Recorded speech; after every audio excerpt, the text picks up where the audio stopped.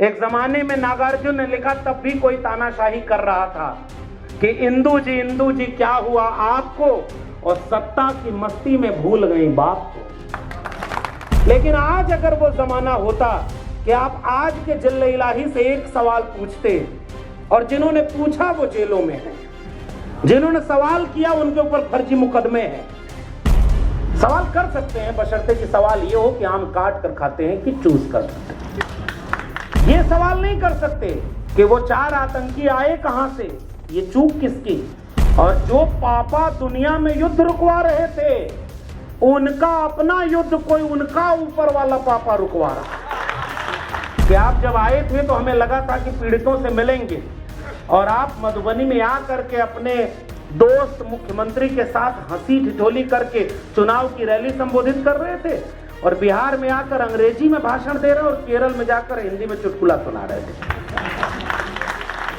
देश आपसे गंभीरता की अपेक्षा करता है, लेकिन हम अफसोस के साथ एक बात कहना चाहते हैं, जिस समय कोई राजनीति नहीं कर रहा था, और 10 मई को भारतीय जनता पार्टी का ट्विटर हैंडल निकाल कर देखिए, 10 मई को भारतीय जनता पार्टी ने सुबह 8:50 पे एक ट्वीट किया है कि पिछले 2014 के पहले जब आतंकी हमला होता था तो विपक्ष फेल हो जाता था, रोता था, अमेरिका से गिड़गिड़ाता था, और अब 2014 के बाद जिले इलाही आए हैं, अब घर में घुसकर मारता है। ये राजनीति शुरू किसने की? बीजेपी ने। युद्ध चल रहा है, पता नहीं युद्ध है कि नहीं, अभी पता नहीं, और हम सारे लोग बचकर उस पर कोई बात कह रहे हैं कि हम देश के और सेना के मनोबल के खिलाफ नहीं जाना चाहते। और भारतीय जनता पार्टी क्या कर रही है? ये सवाल कम से कम बिहार से तो पूछा जाना चाहिए। उत्तर प्रदेश में बड़ी बड़ी होर्डिंग लगवा दी बीजेपी ने, और वो विपक्षी दलों के नेताओं को टारगेट करते हुए लगाई। कल को ये रैलियां निकालेंगे। ये पुलवामा के उस समय 2019 के चुनाव के पहले प्रधानमंत्री का भाषण है कि आपका पहला वोट पुलवामा के शहीदों के नाम होना चाहिए। क्या आपका पहला वोट पाकिस्तान के बालाकोट में एयर स्ट्राइक करने वाले वीर जवानों के नाम समर्पित हो सकता है क्या? मैं मेरे फर्स्ट टाइम वोटर से कहना चाहता हूं कि आपका पहला वोट पुलवामा में जो वीर शहीद हुए, उन वीर शहीदों के नाम आपका वोट समर्पित हो सकता है क्या? हमें शर्म आती है कि हमारे देश में राजनीति इस तरह के युद्ध, शहीद और सेना के नाम पर हो। हम उस राजनीति के खिलाफ खड़े होंगे और हम अपने मुद्दों पर राजनीति को खड़ा करने की कोशिश करेंगे। और हम ये जानते हैं कि ये सारी तैयारी बिहार के लिए की जा रही है, और 3-4 महीने बाद बिहार में रैलियां होंगी। आप बिहार के चुनाव की अहमियत को समझिए। ठीक अगले दिन अगर मधुबनी में रैली थी तो वो कैंसिल नहीं हुई, वो पोस्टपोन नहीं हुई। सारा काम, सऊदी अरब का दौरा पोस्टपोन हो सकता था तो बिहार का कार्यक्रम नहीं हो सकता था। इससे अहमियत समझिए कि बिहार कितने अहम मोड़ पर खड़ा है। नए नए बाबाओं को पैदा कर दिया है बिहार चुनाव वालों। पहले राउंड बीजेपी ने अपने स्टार प्रचारकों को भेज दिया है। अगर आपको पता न हो तो सड़कों पर जाके देख लीजिएगा। कथा भागवत कहने वाले वो पहला प्रचारक का दल उनका बिहार में घूमने लगा है, और वो आकर के भारत में खुलेआम कहता है कि इस देश के संविधान को बदलना है और इसे हिंदू राष्ट्र बनाना है। इससे कौन लड़ेगा? क्या यह संविधान सम्मत बात है? क्या आप इस देश को एक धर्म के नाम पर खुलेआम आतंक में झोंकना चाहते हैं? Doctor B.R. अम्बेडकर ने 1940 में अपनी किताब पाकिस्तान और द पार्टीशन ऑफ इंडिया में लिखा कि हिंदू राष्ट्र अगर हकीकत बनता है तो वो इस देश के लिए सबसे बड़ा अभिशाप होगा। हिंदू कुछ भी कह लें, मगर हिंदू धर्म स्वतंत्रता, समानता और मानवता से मेल नहीं खाता है। यह लोकतंत्र विरोधी है, इसलिए किसी भी कीमत पर इस देश को हिंदू राष्ट्र बनने से रोकना होगा। मैं रेफरेंस के साथ बोल रहा हूं। और ये बाहर से राष्ट्रभक्ति को आयातित करते ताकि जैसे ही उधर तनाव सरहद पर खत्म हो तो गांव गांव में उनकी रैली निकाली जाए, और रैली निकालकर उसका प्रचार किया जाए कि वो राष्ट्र के नाम पर, धर्म के नाम पर वोट दो। सामाजिक न्याय और संविधान के सवाल पर जाति जनगणना के बहाने बात करने के लिए हम सब यहां इकट्ठे हुए हैं, और एक बहुत शानदार पुस्तक से हम सबका स्वागत किया। ये विचार भी कितना शानदार है और मैं देश भर में जब भी किसी इस तरह के सम्मेलन में जाता हूं, एक गुजारिश लोगों से करता हूं कि फूल माला बस देखने में सुंदर लगता है, तस्वीरों में अच्छे लगते हैं, वो फूल शाम तक मुरझा जाएंगे। उतने ही पैसे की कोई किताब भेंट करिए तो ये जीवन भर विचारों के जरिए हरी रहे। इस किताब को पढ़ करके आप आगे बढ़ा सकते हैं, किसी दूसरे को दे सकते हैं। तो सबसे अच्छी भेंट एक किताब हो सकती है, और वो भी उस दौर में जिस दौर में कलम और किताब पर ही सबसे ज्यादा खतरा हो। यह अपने आप में भी एक प्रतिरोध है कि हम एक किताब को भेंट कर रहे हैं। और आयोजकों ने इतनी शानदार किताब जब भेंट की है, मिथिला का इलाका, दरभंगा का इलाका, श्री कृष्ण चेतना मंच, वहाँ के लोग बैठे हुए हैं। पहली बार उनके ही निमंत्रण पे 2021 में मैं आया था, और पहले मैं हिचका था कि ये कैसा नाम, श्री कृष्ण चेतना मंच, मैं कैसे जाऊं। और बाद में पता चला कि वो बेसिकली एक सामाजिक संगठन है जो वंचित, शोषित, दलित, पिछड़े समुदाय को एकजुट करने और उनके शिक्षा और सम्मान की लड़ाई को लड़ रहा है। दरभंगा उसके बाद 2-3 बार और आना हुआ, और आज जब मैं चूंकि हिंदी साहित्य का विद्यार्थी भी रहा हूं, और नागार्जुन के उपन्यास को भेंट किया गया। नागार्जुन ने एक कविता में लिखा है कि रोजी रोटी हक की बातें जो भी मुंह पर लाएगा, कोई भी हो निश्चय ही वो कम्युनिस्ट कहाएगा। तो प्रतिरोध की चेतना, विद्रोह की चेतना हिंदी की दुनिया में, साहित्य की दुनिया में, संस्कृति की दुनिया में माथे पर मस्तक बन करके अगर कोई सजा, तो वो दरबारी कवियों का कोई इतिहास नहीं रहा। हिंदी की दुनिया हो या संस्कृति की दुनिया हो, जो लोग किसी के दरबार में दरबारी बन गए, उसे कभी इतिहास में नायक की तरह नहीं याद किया जाता है। कबीर, रैदास, पलटू दादू, भीखा, बुल्ले शाह, बाबा फरीद, जो विद्रोह की चेतना में, हमारे भक्ति आंदोलन के कवि ने लिखा कि संतन को कहां सीकरी सो काम। उस जमाने में बादशाह की राजधानी फतेहपुर सीकरी हुआ करती थी, और उस आज ही में नहीं बुलाया जाता है कि आप हमारे दरबार में आ जाओ तो बहुत बड़ा ओहदा मिलेगा, बड़ी गाड़ी मिलेगी, लाव लश्कर मिलेगा, बस आपको सत्ता की जी हजूरी करना है। लेकिन उस जमाने में हमारे विद्रोही कवियों ने लिखा कि संतन को कहां सीकरी सो काम, आवत जात पनहिया टूटी बिसर गयो हरिनाम, और जाको मुख देखत दुख उपजय ताको कर पड़ी प्रणाम। आप कल्पना करिए कि विद्रोह की वो चेतना कि जिसका मुंह देखते ही गुस्सा पैदा हो, दुख पैदा हो कि तुम तो सामान्य इंसानों के शोषक हो, उसे हम सलाम करेंगे जाकर के। ऐसा दरबार, ऐसा दरबारीपन को जिन्होंने जूतियों से ठुकराया, वो आज भी हजारों साल के सभ्यता के इतिहास में नायक की तरह याद किए जाते हैं।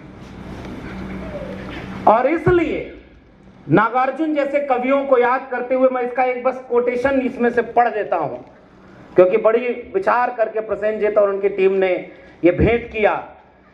जनता की आवाज, शोषकों की, वंचितों की, उनके हक की लड़ाई की आवाज को नागार्जुन अपने इस उपन्यास के 155वें पन्ने पर लिख रहे हैं कि एक पात्र वो बोलता है रहीमन का दोहा कि रहीमन चाक कुम्हार का और मांगे दिया न दे।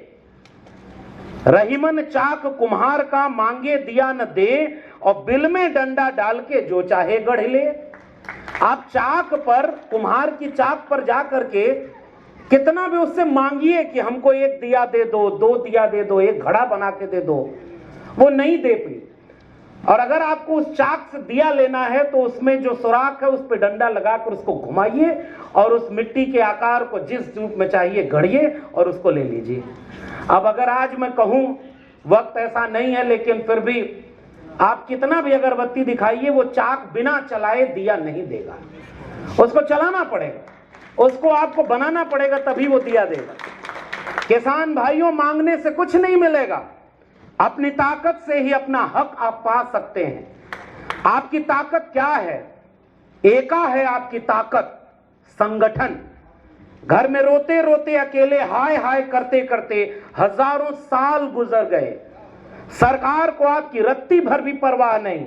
वह आप लोगों से नहीं, चोर डाकुओं से घबराती है। उन्हें पक्के मकानों, जेलों में हिफाजत से रखती है। खाने पीने को, पहनने ओढ़ने का, दवा दारू का उनके लिए सारा इंतजाम सरकार करती है। मगर गेहूं बासमती पैदा करके गैरों को लुटाने वाले आप खुद भूखों मरते हैं। सरकार को आपकी जरा भी फिक्र नहीं। वह इशारा मानो करती हो, किसानों चोरी करो, डाका डालो, तभी तुम्हारा गुजर होगा। और फिर एक पात्र इसी बात को एक आंदोलनकारी शक्ल में आगे कहता है, और ये मिथिला के लोगों की जबान में उन्होंने यहीं के बेटे नागार्जुन ने लिखा, दुर्दिनमा केलक हरान, रे फिकिरिया मारलक जान, कर्जा करके खेती केलूं और मरी गई सब धान, रे फिकिरिया मारलक जान। और बैल बेच रजवा के देलूं, छोड़े नहीं बेईमान, और जमींदार के जुल्म रोक चेता भाई किसान, रे फिकिरिया मारलक जान। इसलिए मैं इस विद्रोही कवि को उस चेतना के साथ याद करता हूं। वक्त चूंकि बहुत हो गया है, लेकिन विद्रोह का मतलब क्या होता है? एक जमाने में नागार्जुन ने लिखा, तब भी कोई तानाशाही कर रहा था कि इंदू जी क्या हुआ आपको, और सत्ता की मस्ती में भूल गई बाप को। मैं थोड़ा सा कल्चर में आपको ले जाना चाह रहा हूं, फिर अपने विषय पर लौट के आऊंगा और कम वक्त में अपनी बात रखूंगा। लेकिन आज अगर वो जमाना होता कि आप आज के जिले इलाही से एक सवाल पूछते, और जिन्होंने पूछा वो जेलों में हैं, जिन्होंने सवाल किया उनके ऊपर फर्जी मुकदमे हैं। रानी महारानी आप, नवाबों की नानी आप, नफाखोर सेठों की सभी माई बाप, और सुन रही गिन रही हिटलर के घोड़े की एक एक टाप को, और छात्रों के खून का चढ़ा नशा आपको। इंदू जी क्या हुआ? और वो कवि उस सम्मेलन में कविता पढ़ रहा है उस समय के प्रधानमंत्री के खिलाफ। आज अपने प्रधानमंत्री से आप क्या सवाल करेंगे? सवाल कर सकते हैं, बशर्ते कि सवाल ये हो कि आम काट कर खाते हैं कि चूस कर खाते हैं। सवाल पूछ सकते हैं कि जेब में पर्स रखते हैं कि नहीं। ये सवाल नहीं कर सकते। युद्ध का माहौल है कि वो 4 आतंकी आए कहां से, ये चूक किसकी, फिर गए कहां, और जो पापा दुनिया में युद्ध रुकवा रहे थे उनका अपना युद्ध कोई उनका ऊपर वाला पापा रुकवा रहा। ये किसका फेल्योर है? और हम भी चाहते हैं कि इस पर बात ना हो ज्यादा। अभी सरकार ने गाइडलाइन दिया है 26 अप्रैल को गाइडलाइन देकर के कहा कि जब तक ये ऑपरेशन सेना का चल रहा है इसके बारे में आप बात ना करो। ये बहुत संवेदनशील मसला है। और सही कहा ले अनवर साहब ने और हमारे पूर्व के क्रांतिकारी साथी मनोज मंजिल ने कि पूरा देश तो आपके साथ खड़ा है। सभी राजनीतिक दल ने आपके लिए एक शब्द में कहा कि हम सरकार और सेना के साथ खड़े। और आपने ये गाइडलाइन दी कि इस समय कोई भी चीज लाइव टेलीकास्ट ऐसी ना हो जिससे नुकसान हो। और आपका दरबारी मीडिया क्या कर रहा था, मैं केवल हेडिंग पढ़ना चाह रहा हूं। पाकिस्तान पर जल्दी कब्जा होने वाला है। भारत का पाकिस्तान के 7 शहरों पर कब्जा हो गया। अलग अलग हेडिंग पढ़ रहा हूं मीडिया की। पाकिस्तान पर कब्जा, सेना ने बॉर्डर में बिछाई लाशें, 1000 किलो के बम से डर गया पाकिस्तान। पाकिस्तान की राजधानी इस्लामाबाद पर कब्जा। ये टेलीविजन चैनलों के थंबनेल हैं। भारत सरकार ने इनमें से किसी के ऊपर कार्रवाई की? आप ये फेक न्यूज फैला रहे हैं, वो वीडियो जो वीडियो गेम में खेले जाते हैं। पाकिस्तान जो कर रहा है उसको तो हम खंडन कर ही रहे हैं। वो उसके पास ओरिजिनल अपना कुछ है नहीं, सब उधार का है। भारत देश तो अलग है ना, आप उसको नहीं रोक पाए। और वो पूर्व की बात दोहरा कर अपनी सहमति दर्ज कर रहा हूं कि आप जब आए थे तो हमें लगा था कि पीड़ितों से मिलेंगे, और आप मधुबनी में आकर के अपने दोस्त मुख्यमंत्री के साथ हंसी ठिठोली करके चुनाव की रैली संबोधित कर रहे थे, और बिहार में आकर अंग्रेजी में भाषण दे रहे और केरल में जाकर हिंदी में चुटकुला सुना रहे थे। देश आपसे गंभीरता की अपेक्षा करता है। आप 140 करोड़ देशवासियों के नुमाइंदगी कर रहे हैं इस वक्त, और आपके साथ हम सब खड़े हैं। लेकिन सवाल पूछने पर हमें क्या कहा जाएगा? कल की विक्रम मिस्री विदेश सचिव हैं, उन्होंने प्रेस कॉन्फ्रेंस करके कहा कि पाकिस्तान के कुछ लोग कहते हैं कि भारत में कुछ लोग उनसे सवाल कर रहे हैं। तो अभी गूगल करके पढ़िएगा, विक्रम मिस्री ने कहा कि हम एक अर्जित लोकतंत्र हैं, हम अपने यहां सवालों को और असहमतियों को जगह देते हैं, इसीलिए हम एक महान लोकतंत्र की दिशा में आगे बढ़ रहे हैं। तो जब सरकार ये कहती है, और सरकार में विंग कमांडर भूमिका सिंह कहती हैं कि हम एक सेकुलर कंट्री हैं, हम किसी गुरुद्वारे पर कोई बम नहीं मारेंगे, मैं वहां से केवल दो अर्थ अपने लिए निकाल रहा हूं।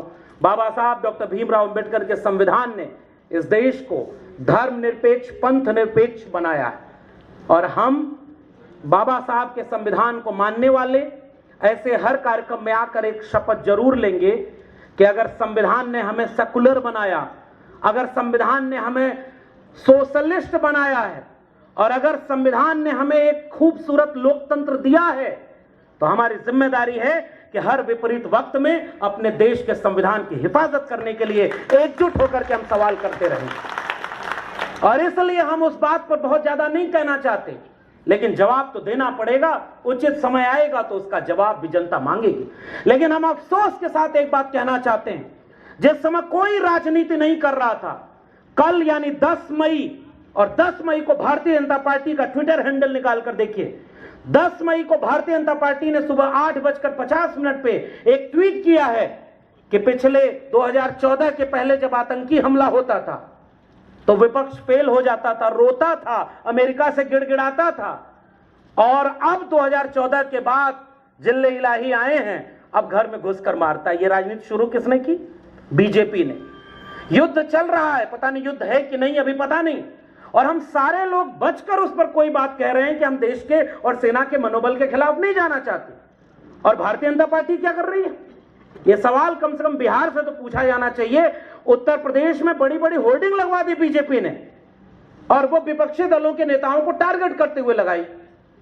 कल को ये रैलियां निकालेंगे। ये पुलवामा के उस समय 2019 के चुनाव के पहले प्रधानमंत्री का भाषण है कि आपका पहला वोट पुलवामा के शहीदों के नाम होना चाहिए। हमें शर्म आती है कि हमारे देश में राजनीति इस तरह के युद्ध, शहीद और सेना के नाम पर हो। हम उस राजनीति के खिलाफ खड़े होंगे, और हम अपने मुद्दों पर राजनीति को खड़ा करने की कोशिश करेंगे। और हम ये जानते हैं कि ये सारी तैयारी बिहार के लिए की जा रही है, और 3-4 महीने बाद बिहार में रैलियां होंगी। आप बिहार के चुनाव की अहमियत को समझिए। ठीक अगले दिन अगर मधुबनी में रैली थी तो वो कैंसिल नहीं हुई, वो पोस्टपोन नहीं हुई। सारा काम, सऊदी अरब का दौरा पोस्टपोन हो सकता था तो बिहार का कार्यक्रम नहीं हो सकता था। इससे अहमियत समझिए कि बिहार कितने अहम मोड़ पर खड़ा है। और उस वक्त जिस समय युद्ध जैसा माहौल बनने लगा था, आतंकी हमला हो चुका था, उस वक्त यह फैसला किया जाता है कि हम जाति जनगणना कराएंगे। अब मैं अपने असली विषय पर आ रहा हूं कि हमारा जाति जनगणना का विषय क्या है। बिहार तो वैसे भी जाति का सर्वे करा चुका था। कॉमरेड दीपंकर भट्टाचार्य बैठे हुए हैं। हम जानते हैं कि इस बिहार और उत्तर प्रदेश की उत्तर भारत की लड़ाई में इस देश के सबसे हाशिए पर ढकेले गए लोगों के लिए लड़ने वाले लोग कितनी कुर्बानी देकर के यहां तक का सफर तय किए। और ये कल्चर भी इस तरह के कार्यक्रमों से हमें सीखना चाहिए, जहां हम अपने शहीदों को नमन करते हैं। और जरा तस्वीरें उसमें निकाल कर देखिए, आपको आइडिया ऑफ इंडिया का गुलदस्ता वहां नजर आएगा। जिन्होंने इस देश को बनाया है, उन लोगों को हम याद करते हैं कि उन्होंने कुर्बानी दी, गालियां सुनी, अन्याय के खिलाफ जंग किया, और बिहार में तो सशस्त्र विद्रोह तक करना पड़ा, क्योंकि यहां पर गांव के गांव फूंक दिए जाते थे। ये वही बिहार है जहां डोला प्रथा जैसी एक प्रथा हुआ करती थी। ये वही बिहार है जहां वोट डालने सबको जाने का मौका नहीं मिलता था, बशर्ते संविधान लागू हो गया था। उस वोट डालने के अधिकार के लिए लड़ना पड़ा हो, डोला प्रथा जैसी प्रथा के खिलाफ लड़ना पड़ा हो, खटिया पर सब बैठने के लिए, खटिया बनाने वाले भी खटिया पर नहीं बैठ पाते थे, उसके लिए लड़ना पड़ा हो, रास्ते पर चलने के लिए लड़ना पड़ा हो, और गांव के गांव फूंक दिए गए हों। और ऐसे समय में आतंकी हमला, और भारतीय जनता पार्टी पोस्टर बनाकर कहती है धर्म पूछा जाति नहीं। वो तो बाहर से आए आतंकी थे, वो चाहते थे कि इस देश में नफरत की आग फैल जाए, हिंदू मुसलमान आपस में लड़ जाएं, जो उनके लोग करना भी शुरू कर दिए। मगर मैं तो शुक्रिया अदा करूंगा इस देश के हर एक नागरिक को, कश्मीर से कन्याकुमारी तक सब एक साथ खड़े होकर के देश के साथ खड़े हो गए और उनके सांप्रदायिक मंसूबे को नाकाब कर दिया। लेकिन हम ये जानना चाहते हैं, बिहार से जाति पूछने के लिए किसी को बाहर से सीमा पार करके नहीं आना पड़ा। इस देश में हजारों साल से तुमने जाति पूछी है और जाति के नाम पर भेदभाव और अन्याय तुमने किया है, और उसके खिलाफ लड़ाई बाबा साहब के संविधान को हाथ में लेकर लड़ी जाएगी। और यह सवाल हम बताते रहेंगे कि जाति किसने पूछी है। हम जानना चाहते हैं कि रास्ते पर चलने से रोकने वाला, जाति पूछने वाला कौन था।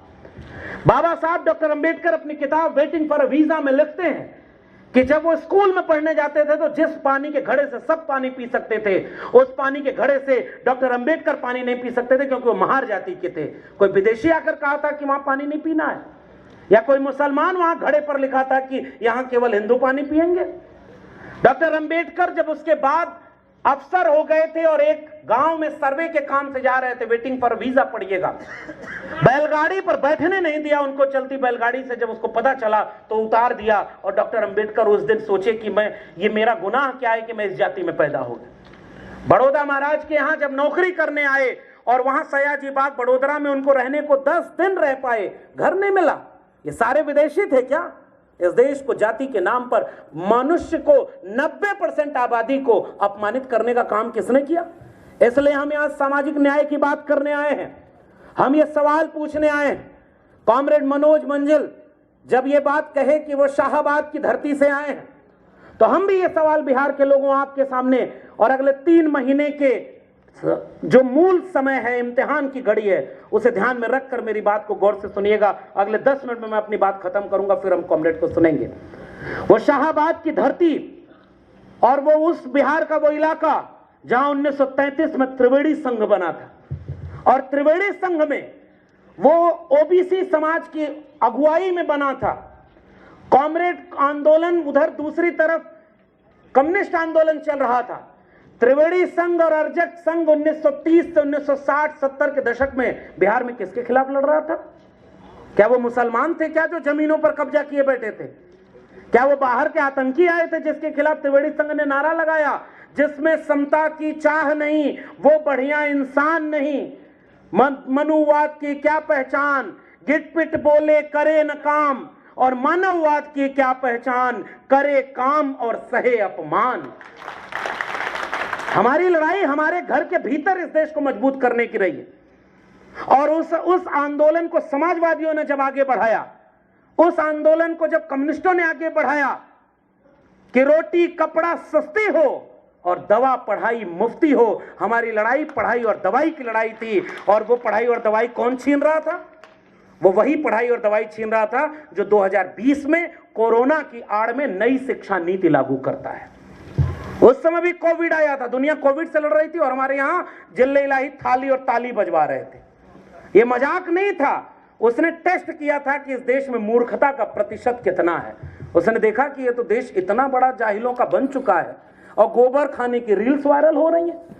नए नए बाबाओं को पैदा कर दिया है। बिहार चुनाव वालों, पहले राउंड बीजेपी ने अपने स्टार प्रचारकों को भेज दिया है। अगर आपको पता न हो तो सड़कों पर जाके देख लीजिएगा, कथा भागवत कहने वाले वो पहला प्रचारक का दल उनका बिहार में घूमने लगा है। और वो आकर के भारत में खुलेआम कहता है कि इस देश के संविधान को बदलना है और इसे हिंदू राष्ट्र बनाना है।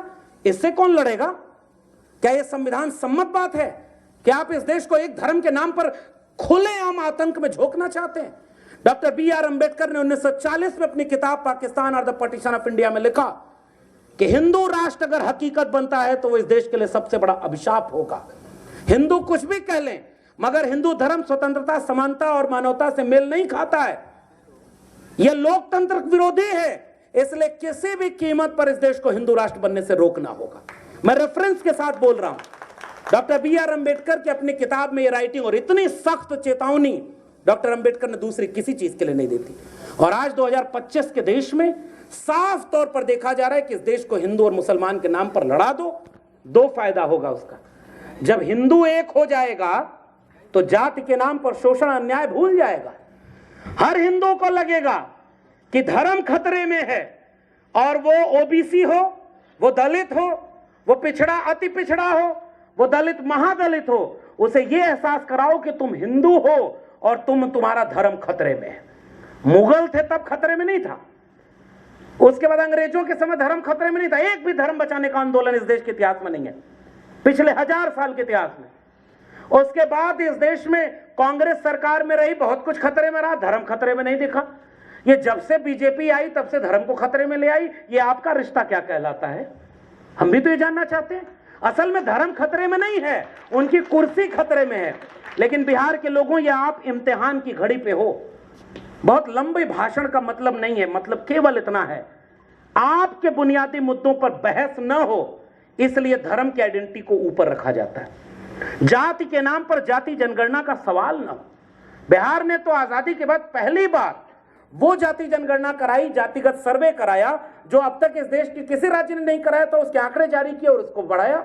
और आपके सम्मेलन में मांग लिखी हुई है कि 65% आरक्षण जो बढ़ाया गया था उसको नवी अनुसूची में डालना होगा। और जब डालेंगे तभी ना न्यायपालिका से जो रोका जा रहा है। आपने खबर सुनी दरभंगा के लोगों, 2025 के भारत को पहचानिए वो कहां खड़ा है।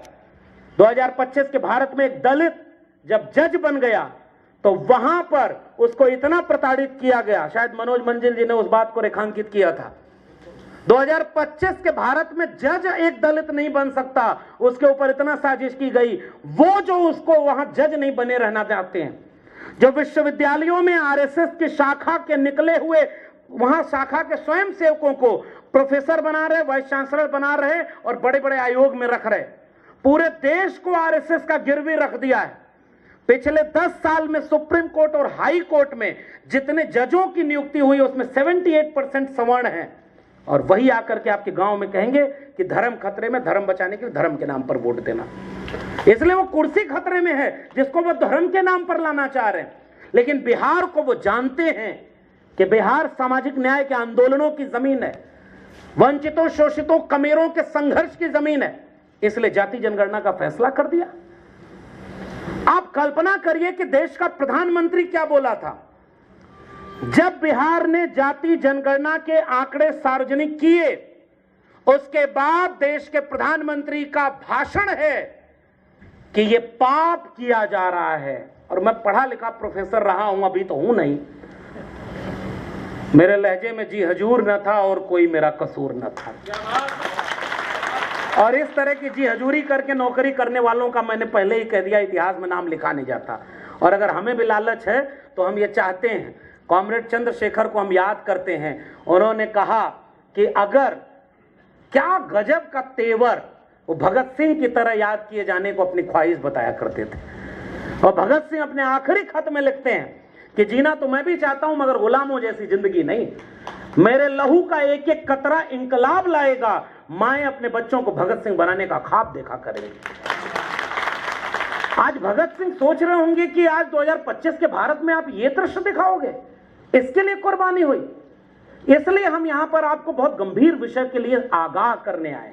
और मैं बड़ी एक साफ बात कहना चाहता हूं, अगर 2025 में आप बिहार को नहीं बचा पाए दंगाइयों से, जातिवादियों से, सामंतियों से, तो उसके बाद बंगाल और उसके बाद 2027 में उत्तर प्रदेश, और अगर इन तीनों को नहीं बचा पाए तो फिर भूल जाइए, संविधान बदला नहीं जाएगा, संविधान रहेगा।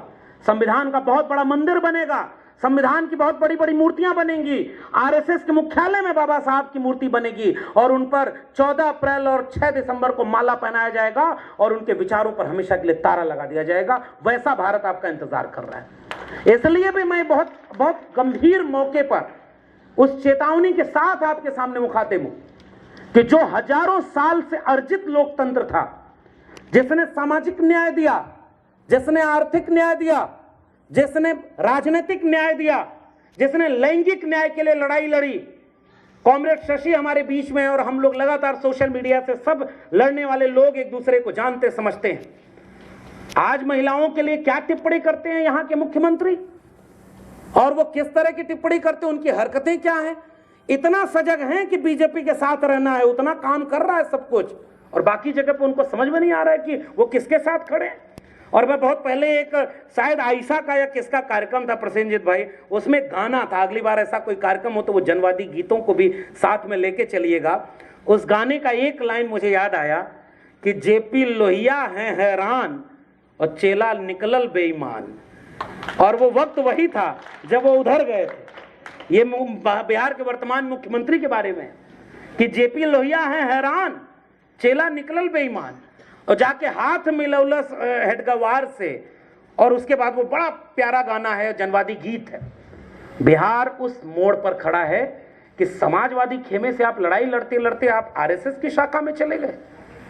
आप यहां पर लड़ाई लड़ते थे जाति जनगणना की, और आप उनके साथ खड़े हो गए जो कह रहे थे जाति जनगणना पाप है। देश के गृह मंत्री बिहार में आते थे तो कहते थे कि जाति जनगणना तब हुई जब हम बिहार में गठबंधन में शामिल थे, लेकिन वो उत्तर प्रदेश में जाति जनगणना नहीं हो रही, राजस्थान में नहीं हो रही, मध्य प्रदेश में नहीं हो रही, छत्तीसगढ़ में नहीं हो रही। छत्तीसगढ़ और झारखंड में 77% रिजर्वेशन किया गया बढ़ा करके, और आज तक उनका राज्यपाल उस पर कुंडली मारे बैठे। तमिलनाडु में पिछले 2 वर्षों से जो वहां की स्टालिन की सरकार कानून बनाती थी उस पर राज्यपाल कुंडली मारकर बैठे थे। सुप्रीम कोर्ट को फरमान देना पड़ा कि आप इस तरह से रोक नहीं सकते। जंग यूं ही नहीं हुई है। वो अली अनवर साहब ने बहुत शानदार किस्सा पसमानदा आंदोलन का याद किया है, और उन्होंने वो बात कह भी दी है कि सरहदों पर बड़ा तनाव है क्या, पता तो करो बिहार में चुनाव है क्या। मैं तो उसको ये कहना चाह रहा, क्योंकि जाति जनगणना आपने अचानक करा दी, और आप एक तरफ कह रहे थे जो करेगा जाति की बात उसको मारूंगा कसके लात, और वो सारे लोग ट्वीट कर रहे हैं मास्टर स्ट्रोक उठाया है देश के प्रधानमंत्री ने सबके कल्याण के लिए। हमारा वाला मुख्यमंत्री वो वहां पर बैठकर कर रहा है हिंदुओं को बांटने के लिए जाति जनगणना लाई गई है। अच्छा, मतलब दलितों ने इस देश में वर्ण व्यवस्था और जाति व्यवस्था बनाई। डॉक्टर अंबेडकर खुद कहे थे कि इस घड़े से कोई महार पानी नहीं पिएगा। ये कौन नियम बनाया था इस देश के? कौन हिंदू, कौन बाहर, कौन ये? इसलिए मैं त्रिवेणी संघ और रजक संघ के उस आंदोलन को याद कर रहा हूं। और बिहार के लोगों, इस सम्मेलन का मकसद भी यही है। आपके लोग न तो शिक्षा में हैं।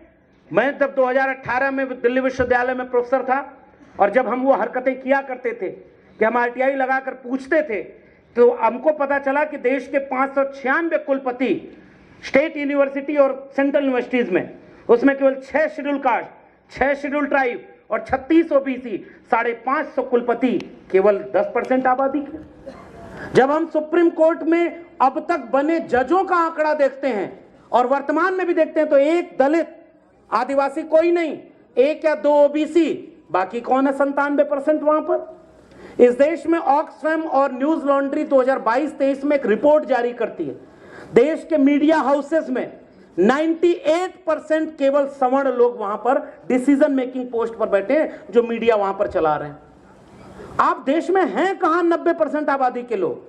ये सवाल पूछना बिहार का असली मुद्दा उठाना है। यह सवाल पूछना राष्ट्र के साथ सबसे बड़ा राष्ट्र प्रेम और इससे बड़ा देशभक्ति और कोई नहीं हो सकती जो अपने देश के नागरिकों को उनका सम्मान और हक दिलाने की बात करे। और ये बाहर से राष्ट्रभक्ति को आयातित करते हैं ताकि जैसे ही उधर तनाव सरहद पर खत्म हो तो गांव-गांव में उनकी रैली निकाली जाए और रैली निकालकर उसका प्रचार किया जाए कि वो राष्ट्र के नाम पर और धर्म के नाम पर वोट दो। आज का सम्मेलन आपसे गुजारिश करता है बिहार के लोगों, शिक्षा को अपना प्राथमिक मुद्दा बनाना। जब 2020 में नई शिक्षा नीति लागू की गई और वो नई शिक्षा नीति किस तरह से इंप्लीमेंट हो गई है, 2025 तक मेरा अब तक का आंकड़ा कहता है 1.5 लाख से ज्यादा सरकारी स्कूल बंद किए जा चुके हैं पूरे देश में।